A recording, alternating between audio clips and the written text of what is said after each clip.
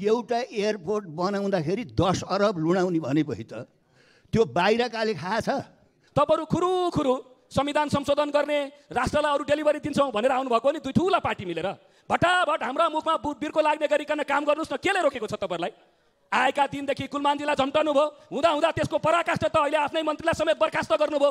बोल्न नपाइने निरङ्कुशता जे छ तपाईँहरूसँग, तपाईँहरू एकपछि अर्को तपाईँहरू मनलाग्दी गर्ने, कानुन मिच्ने, संविधान मिच्ने, जथाभावी गर्ने, अनि यो सबै कुराको हामीले ठिक छ भनेर भनिदिनु पर्ने। यो सरकार अहिले ढल्छ, आज ढल्छ, भोलि ढल्छ, पर्सि ढल्छ।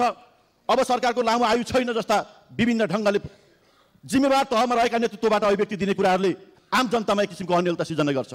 150 करोड खर्च भएको झापाको दमकको भ्यू टावरमा घाँस पलायो। त्यो बजेटले एउटा विश्वविद्यालय बनाएको भए नयाँ पुस्तालाई सुसंस्कृत बनाउन ठुलो काम हुने होइन र? अब 10 महिना भइसक्यो, विकास कति बढ्यो भने प्रश्न गर्न चाहन्छौँ। तपाईँले भनेको सुशासन कहाँ पुग्यो भने प्रश्न गर्छौँ। तपाईँले आफै कार्य सम्पादन मूल्याङ्कन गर्नुभयो, आफै फेल हुनुभयो, तपाईँको बहुमत मन्त्रीहरू फेल भयो। यसको नैतिक जवाबदेही हुने कि नहुने भने प्रश्न आउँछ। यदि थोरै पनि लाज लिहाज भएको भए यसको जिम्मेवारी लिएर आफू उभिन सक्नु पर्थ्यो। खबरदारी गर्ने हो, तपाईँहरूका गल्ती कमजोरीहरू औँल्याउने हो, तपाईँहरूलाई बदल्न रूपान्तरण गर्नका लागि बल गर्ने हो। रूपान्तरित हुनु भएन भने जनताका तागतमा सडकमा लछारेर तपाईँहरूलाई पछार्ने हो र जनताले ती सबै कुराको हिसाब किताब गर्ने हो। प्रतिवादको मात्रै कुरा होइन। अनि आज आएर यो सबै समस्याको समाधान, समस्याको चुरो, यो सबै समस्याको चाहिँ कारण अहिलेको वर्तमान सरकार हो, यसको नेतृत्व भन्ने प्रकारले उहाँहरूले भन्ने कुरामा कुनै दम छ, कुनै तर्क छ, कुनै यसमा इमानदारिता छ?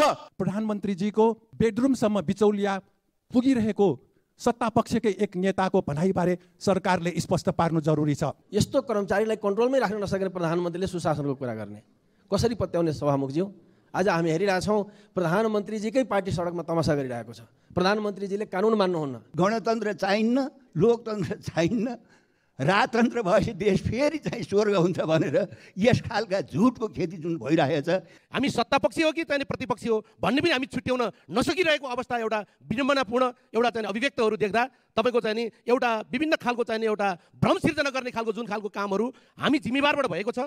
नेपाल सरकार र भारत सरकार दुवै सरकारलाई आग्रह गर्न चाहन्छु कि नेपाल भारत को बोर्डर 1850 किलोमिटर खुला बोर्डरमा पनि विशेष ध्यान र सुरक्षा बढाउन जरुरी छ। अहिले महाकाली नदी लगायत नेपालको नदी नाला भारतलाई दिनेहरूमाथि कारबाही गर्न एउटा छानबिन समिति गठन गर्नु जरुरी छ। अनेक खालका खेलहरू, अनेक खालका षड्यन्त्रहरू यहाँनिर भएका छन्। मैले धेरै के भनौँ, विगतमा चाहिँ टोखामा करिब 23-24 करोड नेपाली बराबरको अमेरिकी डलर चाहिँ पक्राउ पर्यो। के राजनीतिक पार्टीका नेता कार्यकर्ताहरू त्यसमा संलग्न भएको विभिन्न गुन्जाइसहरू बाहिर आयो। आजसम्म त्यसमा को संलग्न थिए? त्यो खालको खेल कहाँबाट भइरहेको छ? त्यसमा को संलग्न भएर यो मुलुकमा चाहिँ यस्ता खालका कामहरू भइरहेका छन्? यसको खोजी गर्ने कुरामा, यसको अनुसन्धान गर्ने कुरामा जुन प्रकारले सरकारले कामहरू गर्नुपर्थ्यो अझै गर्न सकेको मलाई महसुस भएको छैन। म यहाँनिर आग्रह गर्न चाहन्छु, त्यो अनुसन्धानको प्रक्रिया कहाँसम्म पुग्यो, त्यसमा को संलग्न छन्, त्यो पैसा कहाँबाट आएर कहाँ पठाउन खोजिएको थियो, के उद्देश्यले त्यो काम गरिएको थियो? आजकल बजारमा चर्को रूपमा सुन्ने गरिएछ, राजतन्त्र फर्काएर अब आउने राजा नाम मात्रको सरकार प्रमुख, राष्ट्र प्रमुख हुने, शासन नगर्ने, शासन चाहिँ नेपाली जनताले आफै गर्ने भनेर धुनमान चर्को प्रचार छ। त्यो इतिहासले प्रमाणित गर्छ। 104 वर्षसम्म नेपालमा पारिवारिक शासन रह्यो, राणा शासन, र त्यो शासनका विरुद्धमा चाहिँ नेपाली जनताले जीवन मरणको सङ्घर्ष गरेर राणा शासन हट्यो।